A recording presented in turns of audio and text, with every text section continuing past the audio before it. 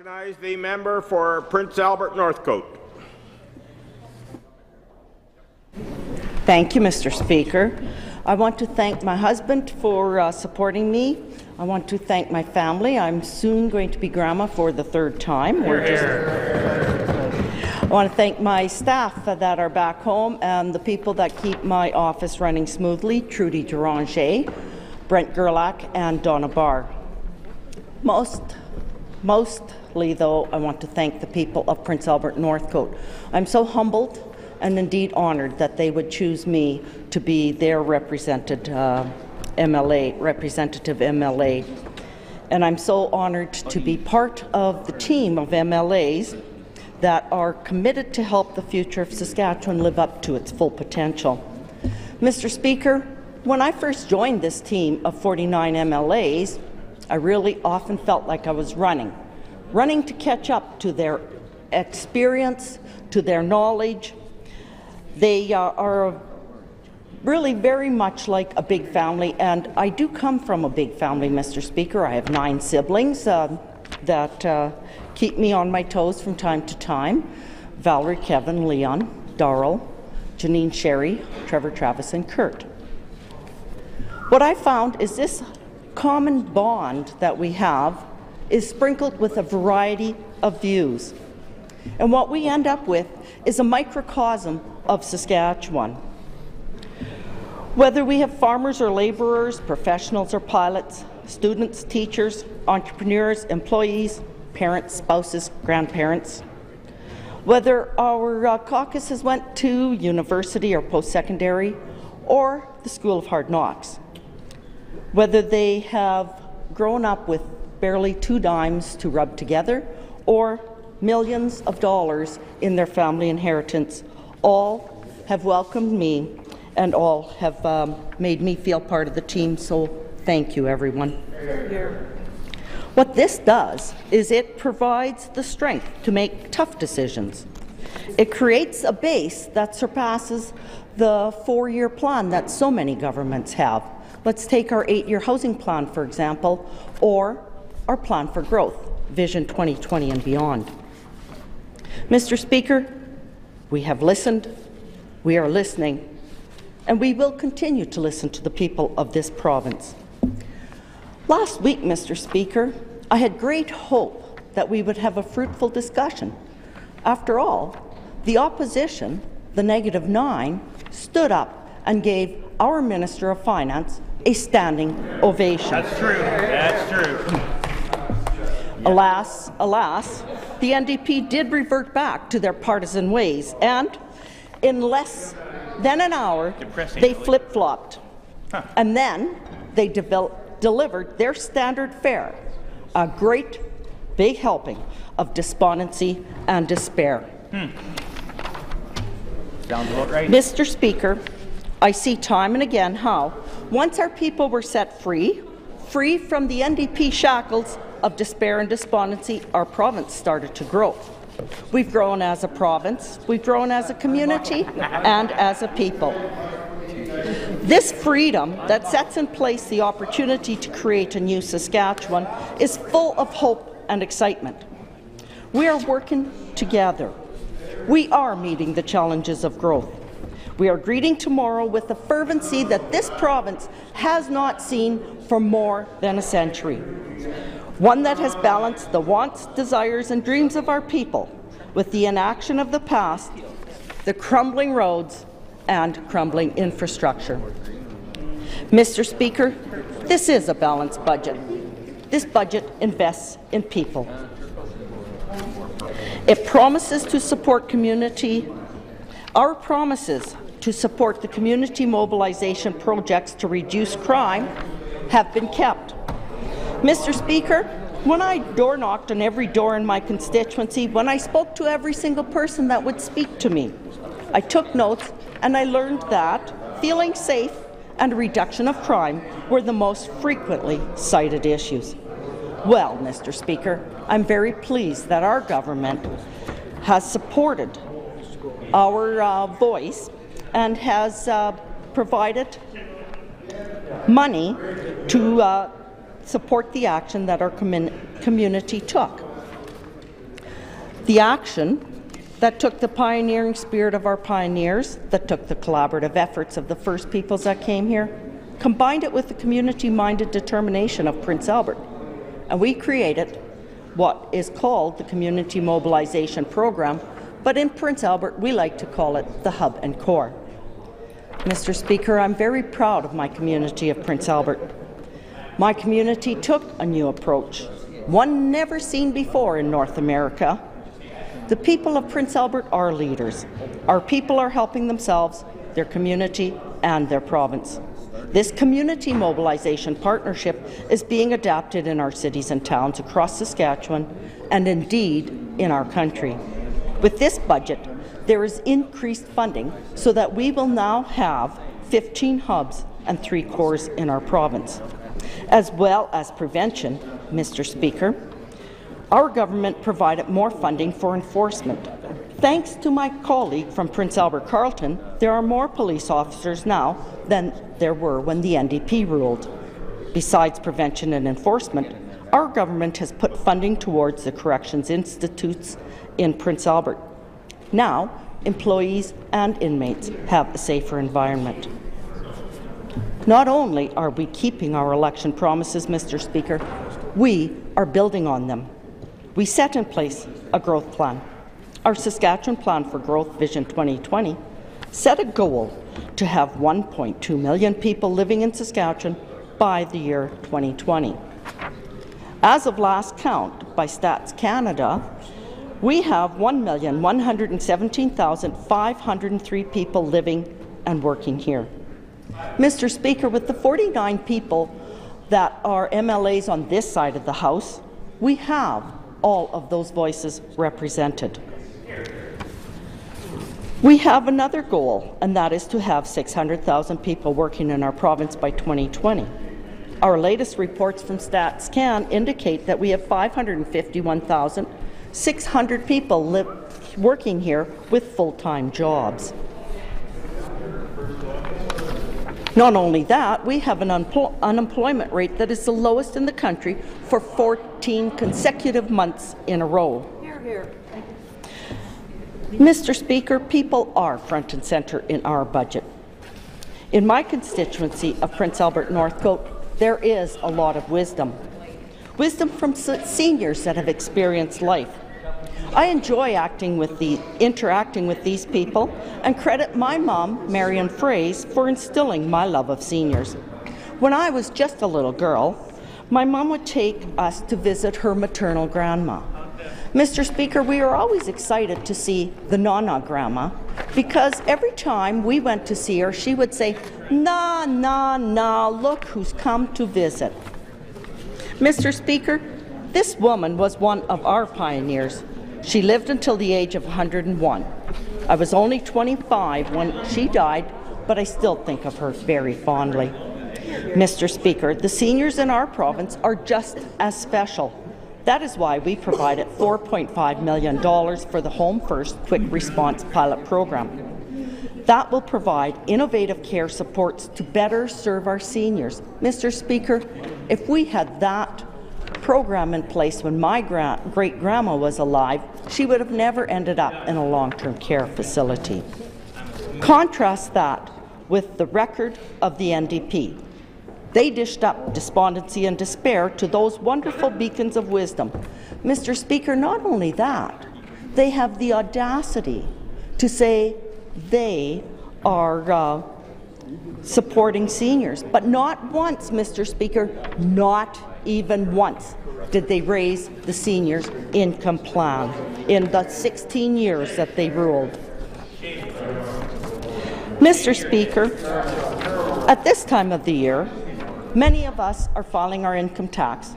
Some that are a little ahead of the game are finished, but everyone will have noticed, many will have noticed, that we have an indexed income tax system. What that means, Mr. Speaker, is that each year Saskatchewan residents will see $6.5 million in tax savings. This year, that adds up to a total savings of $109 million since '07, the year the people of Saskatchewan asked the Saskatchewan Party to govern this province. Mr. Speaker, people know what they need to spend their money on, and when we leave the money in the pockets of the people, they can decide where they want to spend it. Now, a couple that earns $50,000 per year will be keeping an extra $2,775 to spend as they see fit, compared to when the NDP ruled. Investments in people also include investments in education and improving opportunities for all of our citizens. For example, we are investing $588,000 in new funding to expand English as an additional language. This budget also allocates $189.2 million for program funding targeted primarily for First Nation and Métis organizations and individuals. Mr. Speaker, I wonder if the members opposite are going to vote for or against the people of our province.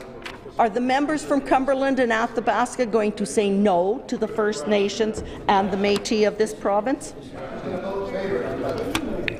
Mr. Speaker, my community of Prince Albert has a very vibrant arts and culture sector. When I was campaigning in 2011, I remember attending the launch of the very first ever Arts Fest program in Saskatchewan. It was launched right in Prince Albert. This 2-year pilot program has been renewed for another 2 years with renewed federal and provincial funding.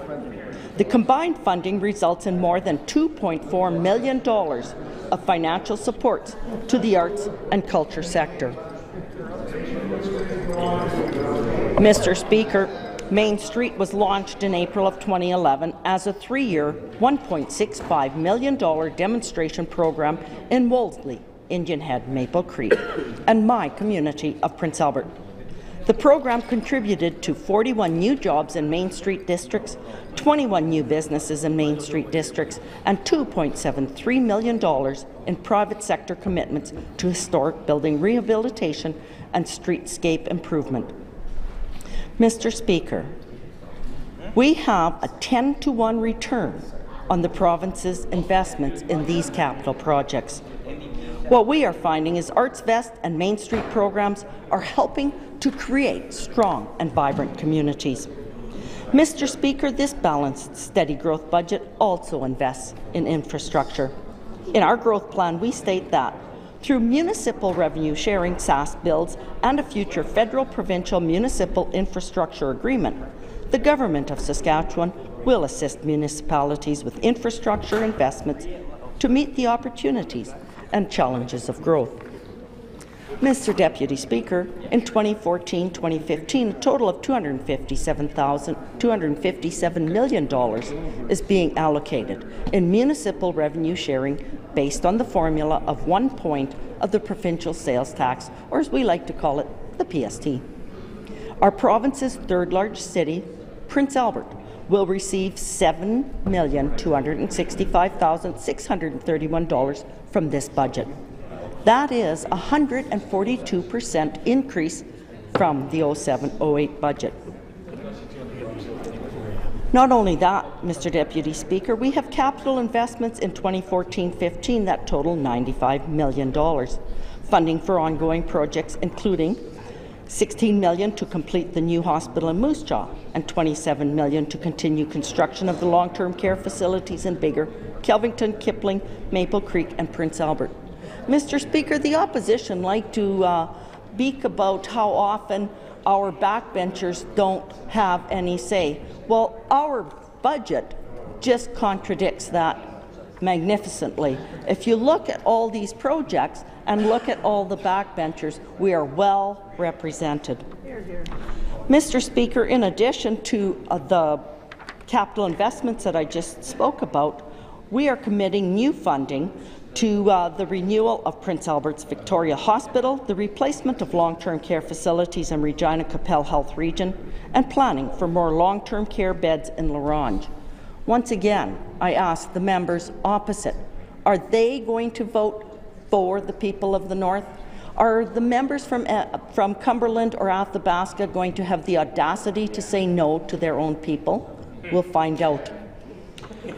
Two leaders from Prince Albert have this to say about the funding of the renewal of the Prince Albert's Victoria Hospital. Mr. Speaker, I'm going to quote Cecile Hunt, who is CEP for the PA Parkland Health Region from CKBI Prince Albert, dated March 20th, 2014. And I quote, "It's a very supportive gesture to the needs of Prince Albert and surrounding area.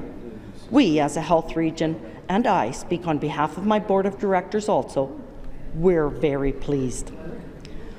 Mr. Greg Dion, our mayor of Prince Albert, who is quoted in PA Now on March 20th, 2014, says this, and I quote, "They announced today $2 million to go to the Parkland Health District to do the planning under the LEAN program," said Dion. "When they start with giving money that way, it comes right after that." Mr. Deputy Speaker, Saskatchewan continues to have one of the strongest economies in Canada, and it is forecasted to have the second highest GDP growth this year.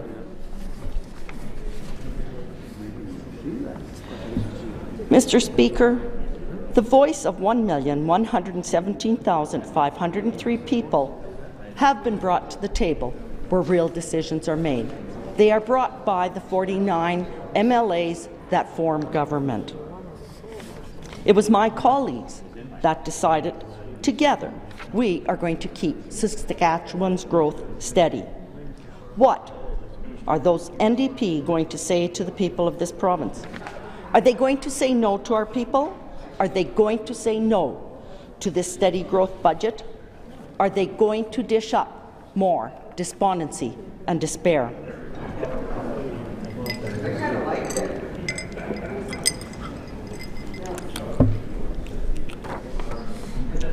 Last week, Mr. Deputy Speaker, the MLA for Kenora Pelly, Minister of Finance, delivered the 7th consecutive balanced, steady growth budget that invests in people. That is significant. Here is why. Mr. Deputy Speaker, on the Legislative Assembly website, one will find Code of Ethical Conduct for members of the Legislative Assembly. Within this code, under the Statement of Commitment, it reads, and I quote, "We believe that the fundamental objective of public office is to serve our fellow citizens with integrity in order to improve the economic and social conditions of all Saskatchewan people." Mr. Speaker, our steady growth budget does just that. I do support the budget as presented by the Minister of Finance, seconded by the member from Shelbrook-Rostern, and I do not support any cut and crumbs amendment. Thank you, Mr. Speaker.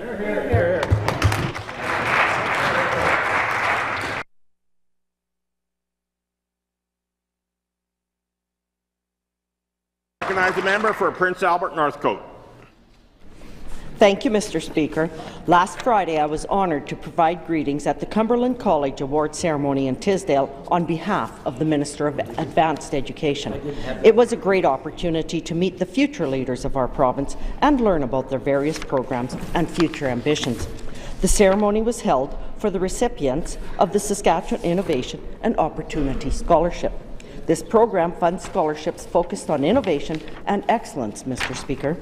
The scholarship is targeted at students in emerging fields of study where innovative work is being done. The opportunities category of the scholarship is targeted towards the priority areas identified in Cumberland College's strategic plan that are important to the industry and community the college serves. For 2014-15, our government will commit $5 million in funding for the Saskatchewan Innovation and Opportunity Scholarship Program. This will be matched by scholarship funding raised by the post-secondary institutions, the private sector, and community-based partners. Mr. Speaker, this flexibility will allow institutions to attract partner donors and provide student assistance to students that is appropriate to the level and field of study. Our government will continue to make investments in people by providing funds for post-secondary education to support our labour market needs. Mr. Speaker, I ask all members to join me in congratulating the students who received the Saskatchewan Innovation and Opportunity Scholarship at the Cumberland College Award ceremonies and to wish them all the best in their studies. Thank you.